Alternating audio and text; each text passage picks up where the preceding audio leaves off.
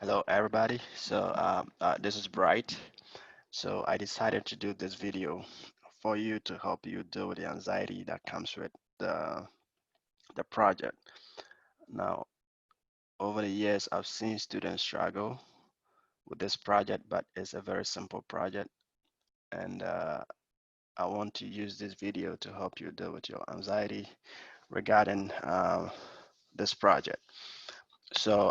Over here, I have this is on. If you look at flip over to page 64 of your test, of your textbook, you will see this problem. Okay, so we already did this problem manually in class, and I would like to use this same problem to show you how you can use this, okay, to work on your project. So first of all, the project should have your name, your class. Okay, so this is Math 123, and the section number is 61F. I teach a bunch of these classes, so I would encourage you to bring your section number so that I know which class you belong. Okay, now, and the project title should be with a gradebook. Is that okay? Because there's another project coming up, the finance project. So make sure you put in um, the title of the project. And I'm going to show you how you should save the file. Now, you should save your file in like manner. So for instance, if you are saving the file, make sure the file has your name, the section number, and P1. Okay, P1 stands for project number 1. Okay, so your name, your section number, and P1. Is that okay? Because I teach a bunch of these classes, I have to download the file so that when I'm grading, I wouldn't have to struggle um, trying to open the file before I know who the person is. All right, so thank you. Are you ready to go straight to see how we can use Excel to find this? So the preamble says that your friend is in a science class where the grades are weighted as follows, right? Lab reports are 20%, quizzes 20%, midterm 30%, and the final is 30%. Now you want to help your friend find his grade, her grade for this class.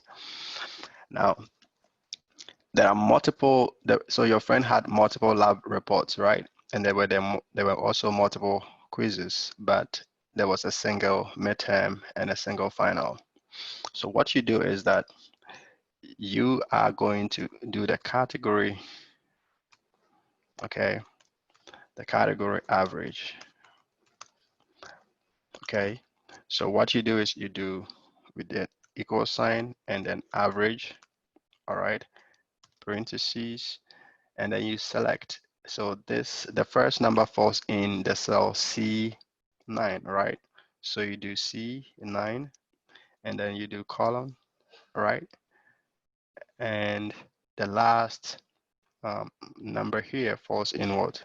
Cell G9. So we do G9, and you realize that it's going to select everything. Is that okay? So that will give you the average right there. So the average for lab is 77%. Now you do the average for quizzes. So you do equal sign average, what am I doing? Okay. And then you do, the cell is C10, right? So you do C10, and then you introduce column, all right? And then the last number over there is in the cell F what? F10. So I'll do F10. It selects everything, and then it gives me the average. Now, because there was a single midterm, you can decide to just put the 76 there, but you can as well decide to use the average formula, all right? But here you're just finding the average for a single number. And the number right there is what? C11. So because that is just a single number, I can do that, and it gives me the number right away. Now, because final, there was also a single final. If I decide to do the average for a single number, which is C12, right? It gives me, the number pops up. Now, I do not want you to use your calc. Okay, work the average somewhere, and then just give me stagnant numbers or plug in the numbers here. So when I select on these numbers, I want you to see the functions over there. So as it shows up here, I want to see these functions. Okay, this is what I'll be looking out for. So I don't want to see stagnant numbers. I just don't want you to plug in, go do the average somewhere and then plug these numbers in. Okay, the purpose of the project is to help you use Excel, is to help you understand how to use Excel. So I would want to see that. Is that okay? Nice. Now, when you've done that, don't forget that these have their different weights. There are different weights assigned to each of these. So I'll bring the weights right there. Okay. So we said that lab reports have weight of what? 20%. So I'll bring the 20%. Okay. And then quizzes have 20%, also have 20%. And the midterm carries 30%. And then the final is also 30%, right? Now that I have this, now I'll do the category average. Okay. Let me do AVG for average. Okay. Times, I'm going to multiply the category average and the weight times the weight. Okay, so the weights, is that okay? So what I'll do is I'm going to multiply this and that. So for lab, I'm going to do equal sign, okay? And then parentheses. Now, where is this? This is H9. So I will do H9, okay? Times. So for times, I'll use star. All right, and then I will do I times I9, okay? It multiplies the two. I close my parentheses and I have the result right there. Is that okay? I'll do the same thing for quizzes, but this time around, I'll do equal sign, okay? And then I have H10, right? H10, and then star, right? So star, you do shift and 8. Is that okay? And then we have I10, okay, right. I close that, and that gives me that.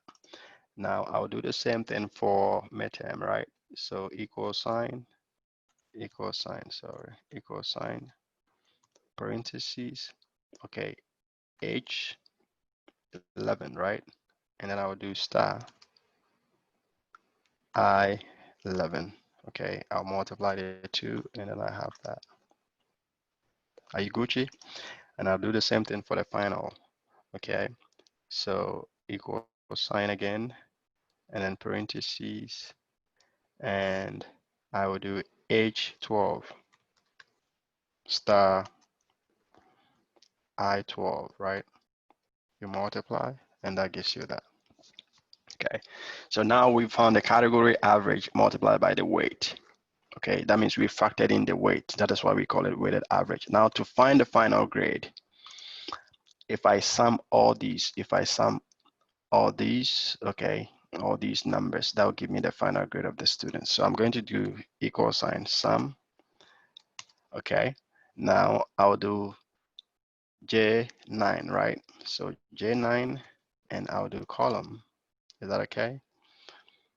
And finally, I'm going to do J up to J12, right? I'll sum up to J12. And this gives me the final grade or the student's grade. Is that okay? I meant to write grade. So that gives me the student's grade for a science course. Is that okay? So it's as simple as that. So that is how the project works. Now, there are some questions under the project. So for instance, if assuming the teacher for the science class decides to give students the option to better their grade, especially let's say for, let me use lab reports, right? For the lab reports, the professor offers the student a chance to improve their grades so that they can better their grades, right? Now, what I would do is that I'm going to copy everything here. So if I copy, so assuming Michael gets 100%. Now, because these are already, the formulas are already in there, if I adjust any value here, it will affect the final grade. So keep your eye on the final grade. Now, if Michael gets 100 right here, look what happens. If Michael decides to get 100 for all the lab reports after improving his grade, this is what is going to happen to his grade. Do you see the changes happening? Okay, it works like that. So if the teacher offers students the option to improve their grades, that's what's going to happen. So if you look at the questions under the project, anytime you have to adjust for a particular category, make sure when you do that, copy, all right, and let me see the changes and the impact on the grade. Is that okay? So that is all we are looking out for. And you can make this look better, or you can make it look nicer. So I'll go here, okay, and there's a whole lot of things that you can do right there. Okay, then I can decide, okay, this is it. I can choose colors and all that. Is that okay? Um, let me decide to do it this way. Is that okay? So you can make it pretty. You can decide to, but you know, that is very, very important that your presentation looks nice. Is that okay? So that is all that is required of you for this project. If you have any questions, please let me know. Again, let me state that you do not have to do this somewhere and then put the numbers there. Okay, we just don't want you to, you know, put stagnant numbers in Excel. We want to see the functions, the formulas in Excel. So when I select this, I want to see the average being used. When I select that, I want to see sum being used and all that. Is that okay? And there are a number of ways you can do this. I'm not expert. I'm not the expert in Excel. Okay, there are a whole bunch of resources available on how you can use Excel. Okay, I've seen students use the sum product function and other functions. So, but this is what I want to. This is the point I want to put across. Okay, so thank you very much for your time, and I wish you a good semester. See ya. Bye.